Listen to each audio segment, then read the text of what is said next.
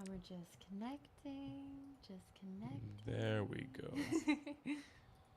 There we go. All right. Hello, everyone. Welcome back to the ReVitalized podcast. ReVitalized podcast. ReVitalized podcast. I am your co-host, Elle Oliver.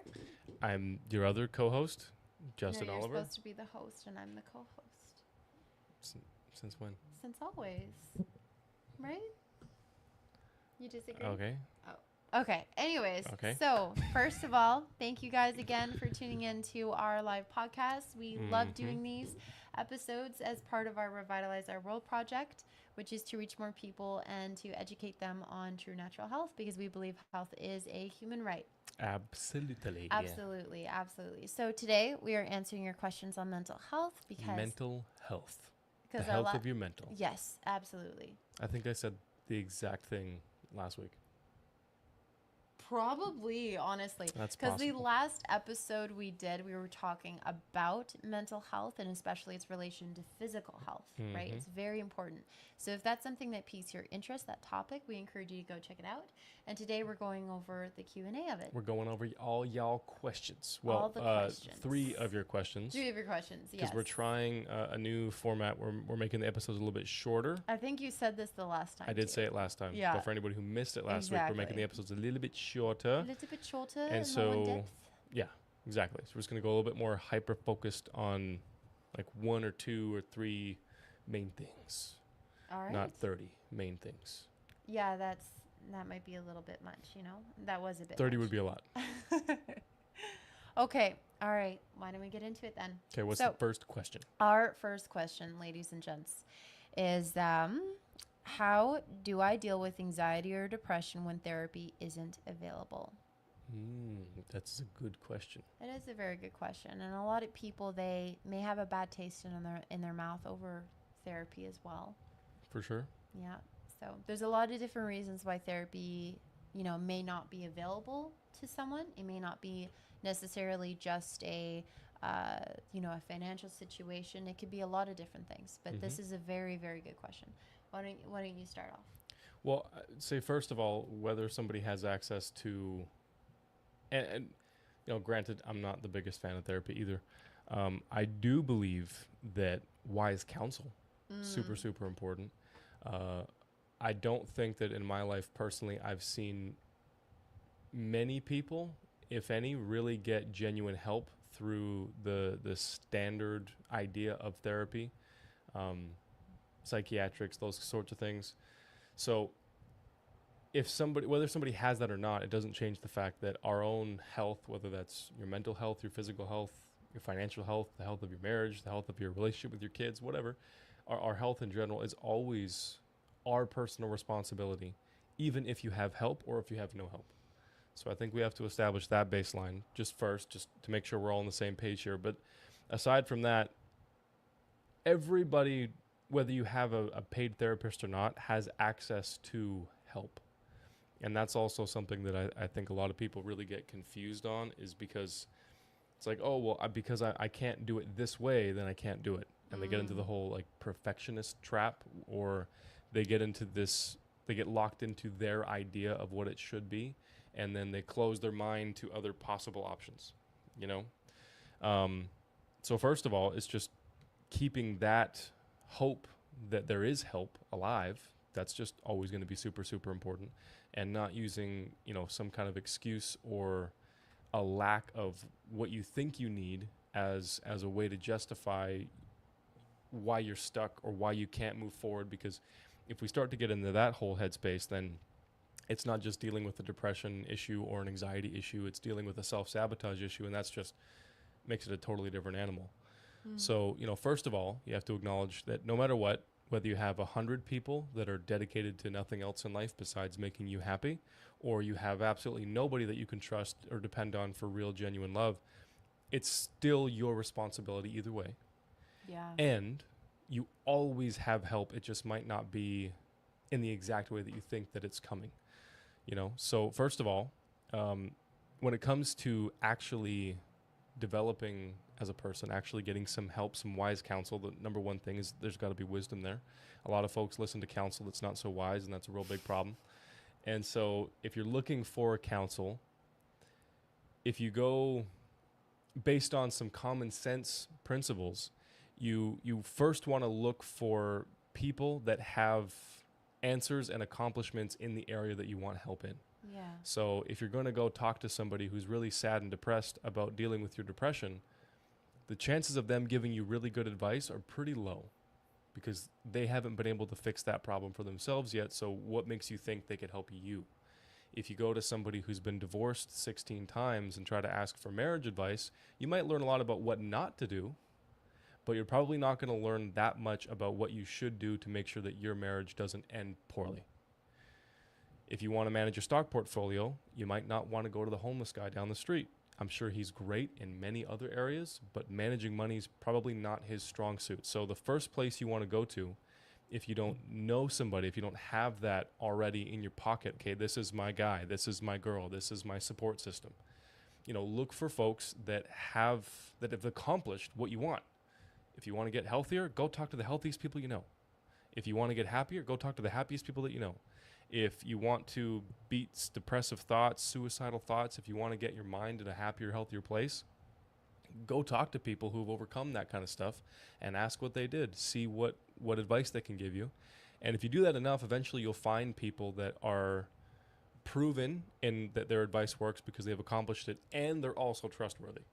And that's the sweet spot. And when you can find somebody that you can trust and then you can trust them to give you good, sound counsel and you can depend on them, you got a winner whether they're certified or not.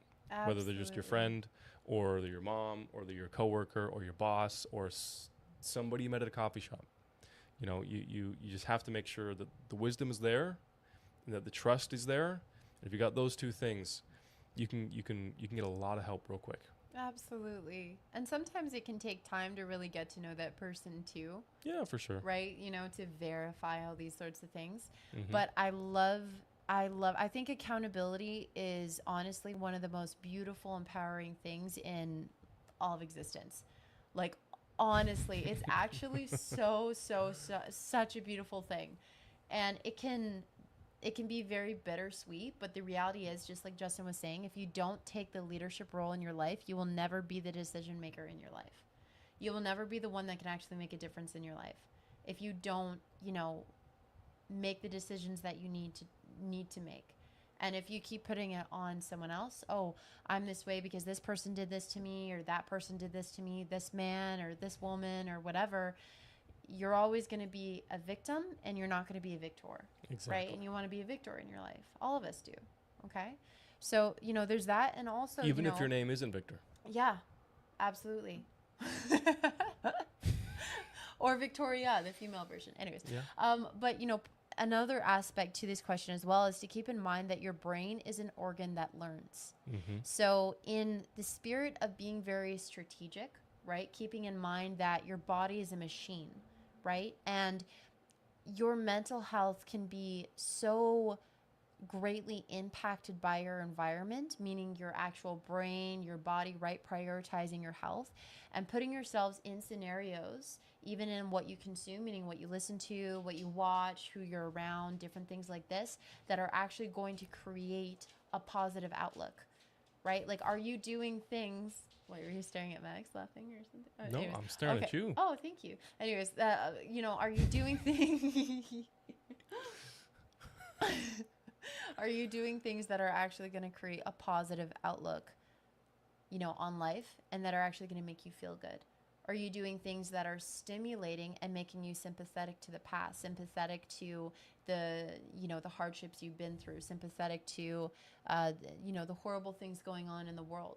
Like, if you are struggling right now, if you have this heavy weight on you, you have to set yourself up for success, not for failure. And that's in what you're consuming. As an example, Justin and I, we never watch horror movies.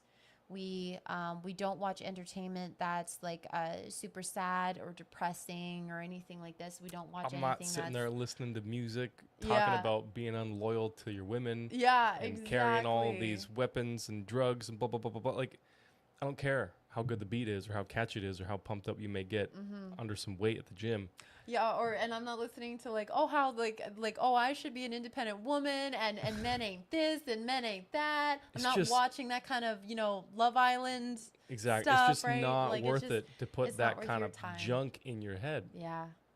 Yeah, it's right. Not worth it. Absolutely not. And that's at that point is actually going to tie into one of my answers for the third question. But why don't we move on to the next question here? Do it, baby. So hopefully that was helpful. Much love, everyone. The second part is, no, honestly, because mental health is our favorite subject, Justin and I. And, because we really have a lot of compassion it's top 3. for it. I don't know if it's necessarily my absolute favorite. Oh, okay.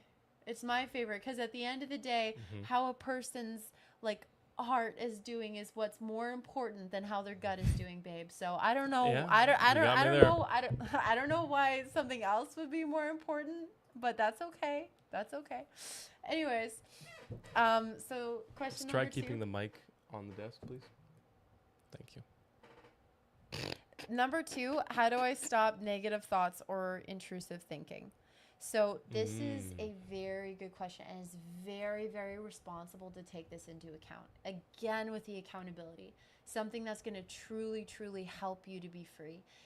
Because a lot of people, they just kind of think that's normal, and then they identify with any random thought that they're having. And you have to understand that, when it comes to your thoughts, that you're not just any thought that just randomly pops into your head. Your brain's constantly processing information. You're going to have stupid things randomly pop into your head. That doesn't mean that's you. That means it's a random thought that popped into your head, okay? It doesn't mean you have to take it on as a part of your identity. Exactly, right? So essentially, the kind of saying oh, as a man thinketh he is, right? And so sometimes when people, think that something also applies to women. Yes, of course. Men like mankind. Anyways, but the point being is that, you're not necessarily ever, you don't become every random thought that pops into your head, right? You become the thoughts that you choose to have, right? So I could have a random thought that pops into my head about Justin, but I don't have to listen to it, versus if I'm purposely Justin's doing this, or Justin's doing that, or I don't like this, or I do like that, or he should do more of this, right, et cetera, et cetera, et cetera. And then what's going to happen to me? I'm going to become a very ungrateful person, and I'm not going to appreciate him in all his magnificence. So that's not going to be good, right? Right? So, you know what I mean? Man, your I'm spoiled. Thoughts? If you guys couldn't tell, side note, I am very, very spoiled. Yeah. Well, I mean, the thing is and for the record, I know Justin and I are very positive and we're love each super other. posy. So posy. I don't know what that means, but we're posy. But the point being is having a family, having a good relationship was something very important to us, and we courted for 5 years. So we it took time to get to this point. Okay, we were in court for 5 years, guys. Courting. Is that what I said? No. We were. I just don't. Okay. I still think that everybody would know what courting means. Oh, courting. So getting to know each other with the purposeful intent of marriage. Anyways, so again, you're not every thought that pops into your head. Knowing that alone is so encouraging, right? Everyone has weird thoughts that just pop into their head. And eventually the more you become secure and grounded in your identity, the more quiet your mind will actually be. Right? Because I used to struggle with that specifically, but now my mind is always quiet. Literally, it's like a breezy day in a field. Easy, breezy, beautiful, honestly, clear it used mind, to be girl. Exactly. It used to be so crowded, and it was like I had a bunch of tabs open, and I didn't know which one was playing music, that kind of idea. And now it's I closed all the tabs and I put it on airplane mode. Ooh. Yeah. That was a good one. Yeah, I'm flying. I'm flying in style. My brain's operating well. Is that what airplane mode means? I don't know. You're it's flying okay. in style? Flying in style. Anyways, I made my point. Okay, why don't you go over your answer for this question, my love? So just to summarize, you're talking about not taking on those thoughts as a part of your identity? Yes. Yeah, that's critical. That's mission critical, absolutely. Mission critical. Another one is... Another mission critical This one point. was a very, very big one for me. because if any of you guys know any of my story, you know that those intrusive thoughts, those negative thoughts, the depressive thoughts, suicidal thoughts, like that was just pretty much what I knew. You know, there wasn't really much other stuff I going on think in on there. social media you're supposed to only say unaliving thoughts. Yeah, I don't care.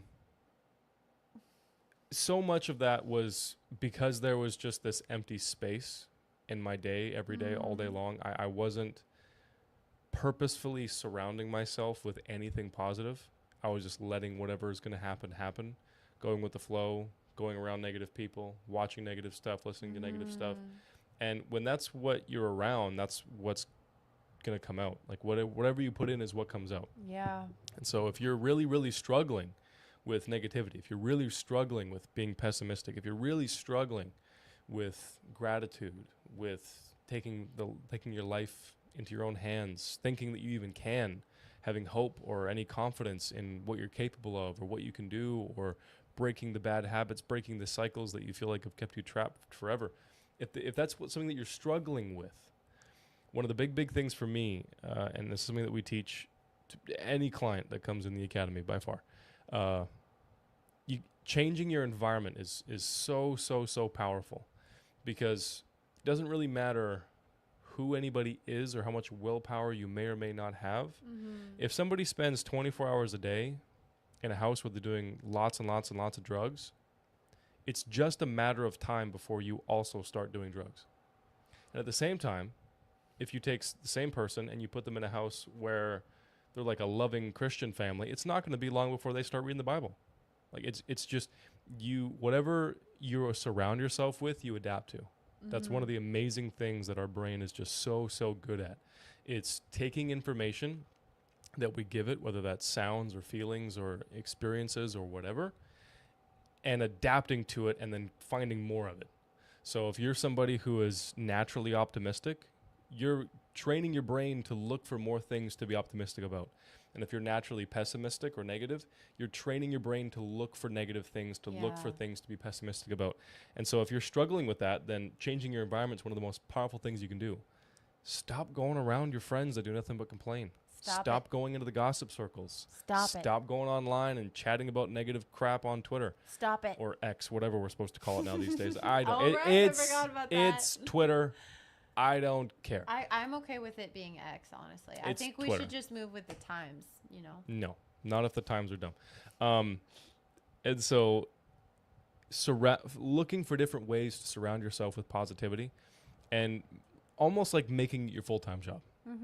And protecting your heart, protecting your mind. If you're watching something and it's making you feel bad, turn it off. Put something else on. If you're reading something and it's giving you anxiety, getting you afraid, making you feel confused, bringing up thoughts and different things from your past, read something different. And actually prioritizing that is so important. And it's so easy, too, to actually get it out of the habit of always going towards something that does stimulate those negative feelings, like sadness, or maybe there was a time you were betrayed or this or that, and that being stimulated more and more, because we become so familiar with that, right? And getting out of our comfort zone is something that's difficult. But that's where the whole accountability comes in. Exactly. And like this whole idea, when you take it to the extreme, like this is why we see lots of folks when they have like really, really bad mental episodes, you know, like they'll cut off all their hair. They'll cut up all their clothes. They'll just uproot their life and move somewhere completely different. And they'll just force this extreme change to happen, because deep down we all know that that's something that is necessary. Just most people aren't willing to make any changes until it's too late, and they do whatever they absolutely have to not go completely insane. And we don't want anyone to get to that point. So it's just making the small changes that you can now. If every day you go to work, all your work colleagues do is talk about how they don't like their wives and they're pissed off about their boss and they hate their freaking job and blah, blah, blah, blah, blah, blah, blah, blah, blah, all this stuff, and you don't want to think that way, you don't want to feel that way, you look at their lives and you don't want to emulate it. If that's not what if you want to do that, go for it. Go do your thing. It's your life, man. If that's what you're looking for and craving and that's what you're aspiring to be in life, all the power to you. But if that's not what you want,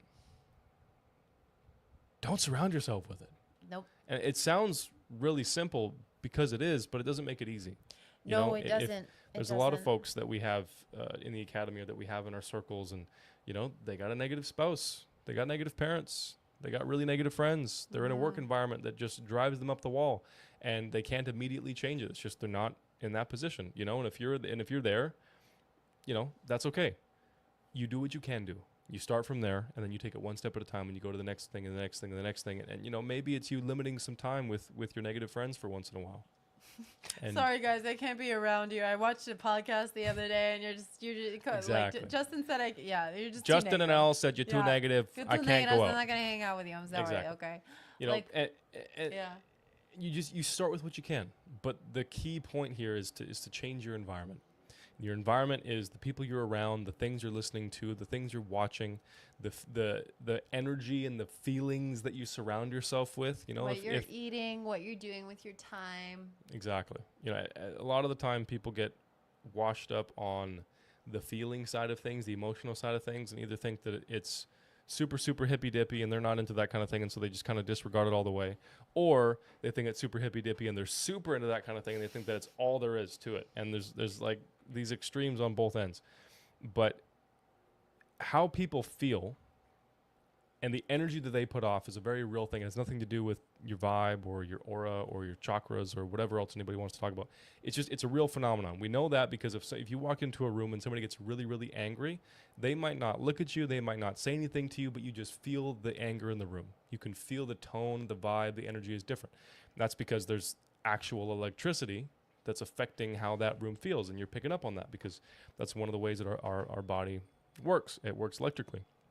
And so if you're surrounding yourself with a bunch of that kind of stuff, if you're around angry people all the time, sad people all the time, watching sad things, listening to sad things, just feeding off of any of this form of negativity, it's going to be incredibly hard to not have those thoughts come up in your head, not have those words come out of your mouth, not have those feelings well up in your heart.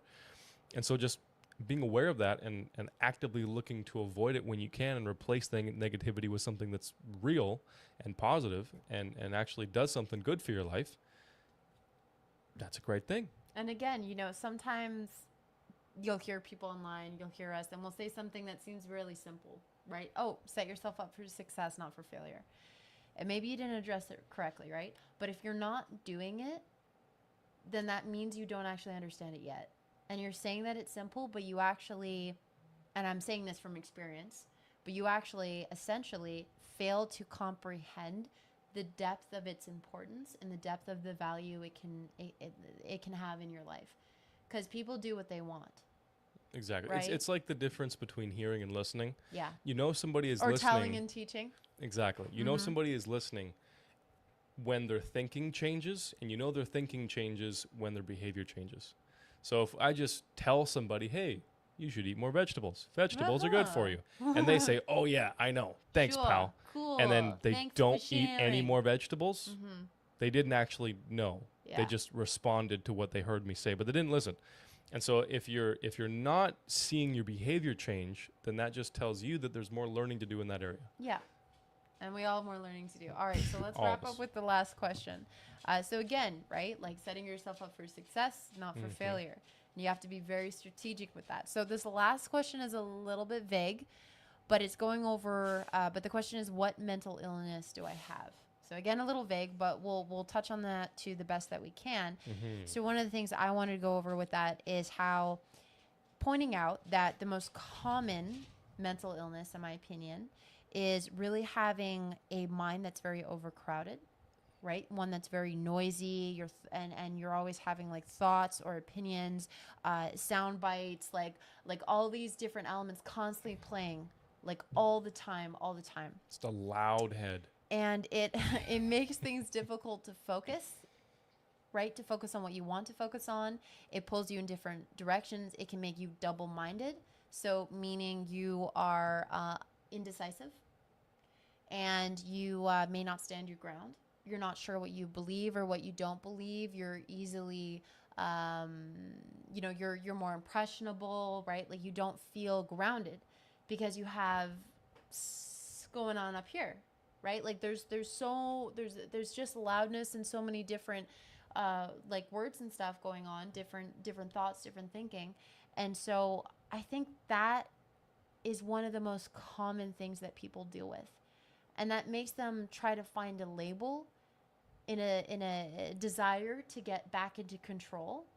And yes, you want to understand what's going on, but one of the best things you can do with that is, one, know that your brain is not supposed to be that way. That's very important. You're supposed to have a sound mind. We all know the expression like your mind is your worst enemy. Your brain's your worst enemy. You are your own worst enemy. And that's the truth for most people. That's pretty factual. But it's not supposed to be that way. No. Imagine if we thought that way about our heart. Oh, your heart's your worst enemy. It's pumping blood in your body. It's keeping you alive. Your brain should not be your worst enemy. But for some reason, most people have just become accustomed to accepting that as normal. And it's not. It's normal because it's popular, but it's not normal because that's what's intended. You know, Yeah. your brain is supposed to be a tool that you use and are in control of. And if you're not in control of it, then Houston, we got a problem. Mm-hmm. Absolutely, absolutely. And so, one of the best things that we can do with that is one, finding ways to have more quiet in our lives. So that could mean being less on your phone, being less around people. Especially at night before you go to bed. Definitely. That is so underrated. And the people have no freaking idea how important that is. Just taking like an hour and just not stimulating yourself. Mm-hmm. Just chill, mellow, relax. And also wait at least an hour in the morning before you go on your phone as well. Exactly. That's very, very important. And then also like being in nature. Granted, if you have a very, very, very good reason to go on your phone early in the morning, yeah, of there course. can be exceptions made. Yeah. But generally, yep. That's the best advice is to wait for sure. That's great advice. Yep. Great advice. That's the best thing to do. Everyone should follow that advice, babe. Again, yes, it's exactly. it's like your behavior Mm-hmm. shows if you've really learned something. Exactly. Right? Exactly. Yes, exactly. Yeah. Exactly. So, like, if you follow that, yeah. and unless there's like a really good reason, right. Then like right, but not every day, obviously, because you can't. No, that'd be dumb. You can't. Yeah. Have a good reason every day. Anyways, but yeah.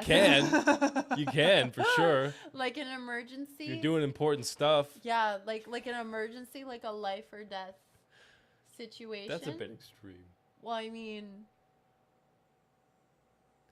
what's your answer to the question? Okay, whatever. Anyways, I'll keep going. Anyways, so again, one of the best ways that I really worked through this, again, with being in nature, being less on my phone. So I always honor that, not going on my phone in the morning thing. But one of the other aspects was doing a lot of journaling. And at first, I didn't think I could make time, but I had to force myself to make time, even if it meant I was doing 15 minutes. Because essentially, it's the process of trimming the fat, right? Where there's a bunch of information going through your head that's not actually real. It's just your brain is repeating something you heard, right? Like there's just a repetition because something was catchy or, whatever the case may be. So when you actually write out what you're thinking through your head, one of the things that's going to happen is you're going to realize that, oh, hey, that's not actually something I'm thinking. It was just something I heard, and you're able to identify what's actually real and what isn't. Exactly. And you're also, when you actually remove it from your head, it literally physically feels like you have more space in your brain because you transferred it. One moment, pretty please, and thank you. No problem. That, and also you'll realize that a lot of the things that seemed very difficult or very hard that was going through your head are actually so simplistic and can even be very stupid. And you're like, why was I even dwelling on this for so long? You write it out and you're like, oh my goodness, that kind of idea. Exactly. Yeah, I'm done. And to add to your point, baby, because Yes, we're talking about this on morning class on Monday. Yeah. One more thing that you didn't mention, but is also very important this point here that I didn't mention. that you specifically did not mention. Yes, specifically. But that I'm going to mention so now. Because I wanted you to also have something good to say. Exactly. So I thank you. Is that because we're going over this advice, like, hey, take some time, do some journaling, do some chill out stuff before you go to bed. Chill out. out Just stuff. relax the brain a little bit. And she's like, I oh, like to well. do it in the morning personally, but some people are better in the evening. Yeah, we were talking about like different ways you can kind of help fall asleep a little bit faster. Yeah, yeah. And our client, she rebutted and she's like, well, yeah, but I can't write as fast as I can think. I can't write fast enough to keep up with all the thoughts in my head. Yes, I see. And that was kind of one of those like, gotcha type of moments, because that's exactly why she needed to do something like journaling, because what it would do is it would force her to slow down her thinking to match her writing. And to process Exactly. what she's actually, and to process and to take time to slow things down. And even if she got nothing out of it other than just forcing her brain to kind of take some gas off a little bit and just slow her roll and get into a more relaxed, peaceful state before she tries to go to bed, that alone would have been worth it. Let alone all the other extra stuff that Elle talked about. Yes. The really, really thank important you so things. much. You just put it into a tiny bow, babe, and I just have to pass it back to you, Yeah. babe, and just say that you're amazing, and you really answered that question with just the utmost elegance. And I'm so happy. Like I said, guys, Thank I'm goodness it spoiled. wasn't only me here. I'm spoiled. Answering this question. You guys all heard it here first. I'm spoiled. I'm also Anyways, very spoiled. To put by him. To put my little cherry on top of this cake here for the third question. Yes. Okay. Just one more quick little point. Just take it away from me. One more quick point. To not associate yourself with stupid labels. You know what I mean? Like if you don't have to put yourself in the category and associate yourself with the identity of a severely depressed person, a chronically anxious person, a suicidal person, then don't. And even if you're having depressed thoughts, even if you're feeling all messed up and everything on the inside's just chaos and turmoil, putting that identity on yourself, putting that label on yourself, it doesn't serve you. Your identity becomes your reality. Exactly. It only reaffirms those beliefs that you were already having. Exactly. Those thoughts, those feelings that you were already having. One of the things that I disagree with in a lot of the standard practices when it comes to therapy or psychiatrics or things like that is the whole, in the beginning, having a little bit of an intervention and kind of having like a come to Jesus type of moment and like realizing like, where oh, things hey, are this at. is actually a problem that I actually need to deal with. That's super helpful. That's part of accountability. Exactly. I mean, one of the big quotes we talk about all the time in the academies, without honesty, there is no progress. Yes. It's impossible. Without honesty with yourself or others or whatever you're going on in life, you cannot move past where your honesty stops. And so that come to Jesus moment in the beginning, it's like, yeah, like I am an addict right now. I am depressed right now. I am going through this thing right now, and actually acknowledging it, super important in the beginning. Mm-hmm. But that's like step 0. Yeah. The problem becomes when people continue to reinforce and associate that identity on them when they don't have to anymore. They don't have to acknowledge, okay, I need to do something about this. Good, we've established that. Now let's actually move forward and get you out of that depression label, get you out of that addiction label, get you out of all these other things that are keeping you down, because it stays stagnant. Exactly. Instead of moving forward, instead of growing. Totally. Yeah. Because these things do not have to be lifelong labels. They don't have to be this stain on your character and your past and your identity that you're never going to wipe away clean. Yeah. You don't have to be an addict for 30 years. You don't have to be somebody who's constantly battling anxiety for 30 years. You can move past it completely to the point where it's not a problem anymore. And now, listen, don't get it twisted. I'm not ever recommending that if somebody has an issue with drugs that they go and spend a bunch of time at a drug house. That's just always going to be a bad idea no matter what.